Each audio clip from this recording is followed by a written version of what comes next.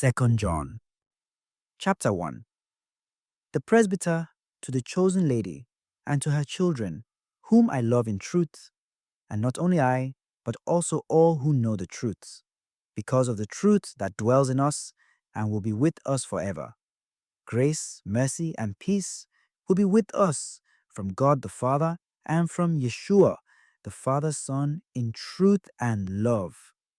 I rejoiced greatly to find some of your children walking in the truth just as we were commanded by the Father. But now, lady, I ask you, not as though I were writing a new commandment, but the one we have had from the beginning. Let us love one another. For this is love, that we walk according to his commandments. This is the commandment, as you heard from the beginning, in which you should walk. Many deceivers have gone out into the world, those who do not acknowledge Yeshua as coming in the flesh. Such is the deceitful one and the Antichrist. Look to yourselves that you do not lose what we worked for, but may receive a full recompense.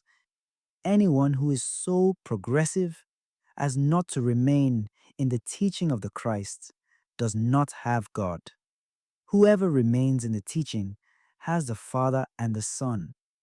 If anyone comes to you and does not bring this doctrine, do not receive him in your house or even greet him, for whoever greets him shares in his evil works. Although I have much to write to you, I do not intend to use paper and ink. Instead, I hope to visit you and to speak face to face so that our joy may be complete. The children of your chosen sister send you greetings.